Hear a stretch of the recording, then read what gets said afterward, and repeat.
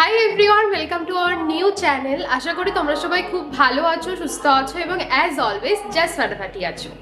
তো এটা তো আমাদের নিউ চ্যানেল। আগের আমাদের একটা চ্যানেল ছিল দীপ অঙ্কিতাস ওয়ার্ল্ড নামে, সেটা ইউটিউব থেকে টার্মিনেট করে দেওয়া হয়েছে। তো যেটা টার্মিনেট করেছে দীপ্তাঙ্কিতাস ওয়ার্ল্ড নামে চ্যানেলটা আমাদের, সেটা আজ থেকে 2 দিন আগে ইভিনিংয়ে মেসেজ আসে। আমি ছিলাম কাজে, তো আমি রাতের বেলা এসে ও চ্যানেলটা খোলার চেষ্টা করছে। চ্যানেলটা বারবার ট্যাপ টু ট্রাই দেখাচ্ছে, আর নো কানেকশন ইউর সামথিং কিছু একটা দেখাচ্ছে। তারপরে আমি জিমেলে ঢুকলাম, জিমেলে গিয়ে ইউটিউব থেকে আমাদের, তোমরা স্ক্রিনে দেখতে পাচ্ছ, এই পুরো মানে চিঠাটা দিয়ে দিয়েছে যে তোমার চ্যানেলে এই ব্যাপারে টার্মিনেট হয়েছে। বিকজ আমি জানতাম কপিরাইট স্ট্রাইকের সম্পর্কে, ও জানতো কপিরাইট ক্লেমের সম্পর্কে। কপিরাইট ক্লেম করলে, আমি ওকে বলেছিলাম অ্যাকচুয়ালি কিছু হয় না, কপিরাইট ক্লেমস করলে ওগুলো তোমার মনিটাইজেশনের পরে গিয়ে কোনো প্রবলেম হতে পারে।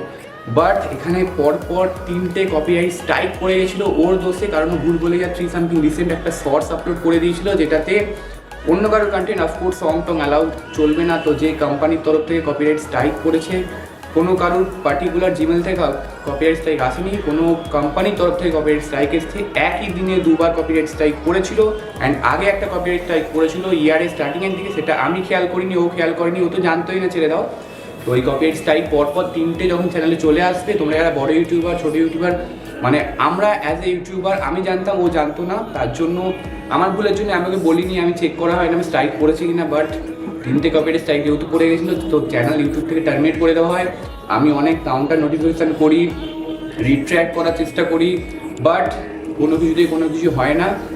অ্যান্ড লাস্ট অবধি মানে কাউন্টার নোটিফিকেশান করা অনেক টাইম থাকে। আমি আরও চেষ্টা করবো যদি ইন ফিউচার রিকভার করা যায় তো ওয়েল, কারণ ওতে আমাদের মানে অনেক মেমরি ছিল, মানে যেখানে আমরা ঘুরতে গেছি, কোনো অকেশন, বিয়ে বাড়ি হোক, পুজোতে ঘোরা, কলকাতা, সমস্ত কিছু মেন ওখানে অনেক আমাদের মেমরি ছিল, মেমরি যুক্ত ছিল।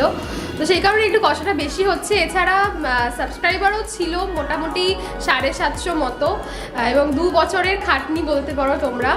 তো 750 সাবস্ক্রাইবার করতে গিয়ে না প্রায় নিয়ার অ্যাবাউট 2 বছর লেগেছিল অলমোস্ট, শর্টস ছেড়ে লং ছেড়ে। তো আমি ওকে একটু মোটিভেট করলাম যে এরকম অনেক হয়, আরো বড় বড় ইউটিউবার যারা, তাই অনেকের দেখছি মানে 3 মিলিয়ন 4 মিলিয়ন তারা আর্নিংও শুরু হয়ে গেছে, মনিটাইজেশনও অন হয়ে গেছে, তারপরে তাদের মানে ইউটিউব থেকে মানে তাদের চ্যানেল ডিলিট করে দেওয়া হয়েছে। তো সেই জায়গায় দেখলাম যে আমার তো অতটাও কিছু হয়নি। তো ঠিক আছে, উপরে উঠতে গেলে অনেক রকম বাধা আসে, সেগুলোকে নিয়েই সামনে এগোতে হয়। যাই হোক, ওর ভুলটার জন্য আমাকে মোটিভেট করে আবার বললাম যে নেক্সট চ্যানেল খোলো অ্যান্ড শুরু করো, ডেইলি ভিডিও আপলোড করো, উইকে 3টে করে অ্যাটলিস্ট ভিডিও আপলোড করো। অ্যান্ড নেক্সট টাইম ও যদি এই ভুলটা না করতে, ইন ফিউচার হয়তো চ্যানেলটা আরও বড় হয়ে যেত, তখন যদি ভুলটা করতো, তখন তাহলে আরও আমরা রিগ্রেট করতাম, আরও আমাদের দুঃখ হতো। স্টিল এখন ঠিক আছে। তো আজ থেকে নতুন ভিডিও স্টার্ট করলাম, তোমরা সাথে থেকে পাশে থাকো অ্যান্ড ফুল ভিডিওগুলো কিন্তু ওয়াচ করবে। তো আমাদের আগের চ্যানেলের প্রথম ভিডিও আমরা শুরু করেছিলাম মায়ের মন্দিরে গিয়ে পুজো দিয়ে। তো আজকেরটাও আশা করি মায়ের মন্দিরে গিয়ে পুজো দিয়ে আমাদের ভিডিওটা। আর তো চলো তোমরা আমার সাথে দেখতে থাকো, চলো।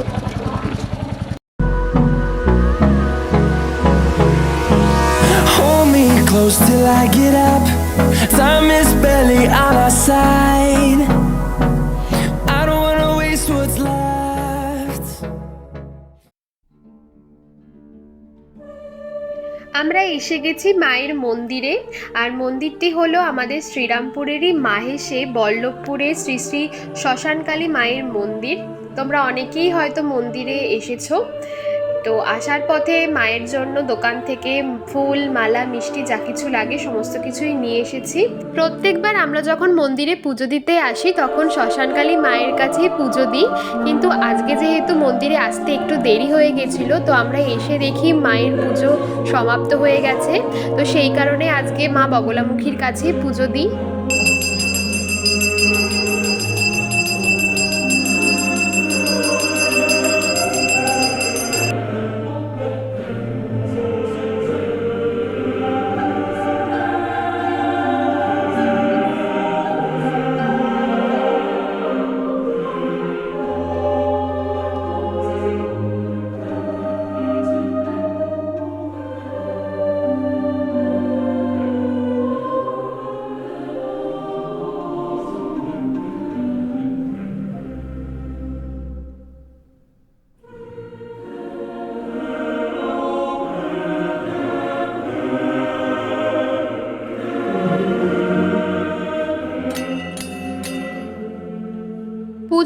শেষ করে মন্দিরের সমস্ত ঠাকুরের কাছে একটু ধূপধুনো দেখাচ্ছিলাম।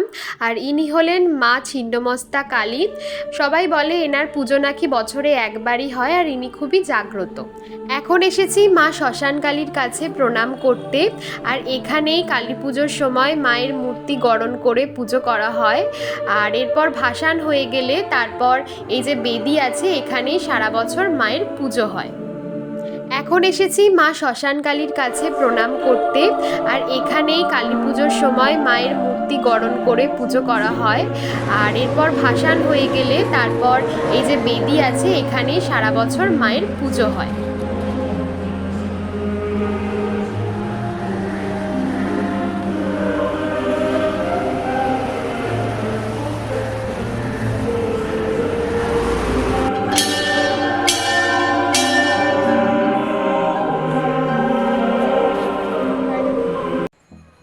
তো আমাদের পুজো দেওয়া হয়ে গেছে। মা বগলামুখীর কাছে আজকে পুজো দিলাম। এই যে ওখানে মাকেও একটু ধূপ দেখিয়ে এলাম। তো চলো এখন বাড়ি যাব। আর কিছু তো সকাল থেকে খেয়েও নিই, বাড়ি গিয়ে আবার ব্রেকফাস্ট করব। তো আমাদের আজকের ভিডিওটা যদি তোমাদের ভালো লেগে থাকে তাহলে please do like, comment, share and subscribe our channel. তোমরা এইভাবে আমাদের পাশে থেকো, সাথে থেকো। আবার নতুন করে একটা যাত্রা শুরু করলাম। আশা করি এবারে 750 সাবস্ক্রাইবার খুব তাড়াতাড়ি কমপ্লিট হয়ে যাবে। আগের বার যেটা আমাদের কমপ্লিট করতে নিয়ার অ্যাবাউট অলমোস্ট 2 বছর লেগে গেছিলো। তো তোমরা সাথে থাকো, কথা থাকো, এভাবেই ভালোবাসতে থাকো যাতে এই টাইম ডিউরেশনটা অনেকটা কমে। তো চলো দেখা হচ্ছে খুব তাড়াতাড়ি আবার নতুন কোনো ভিডিওর সাথে।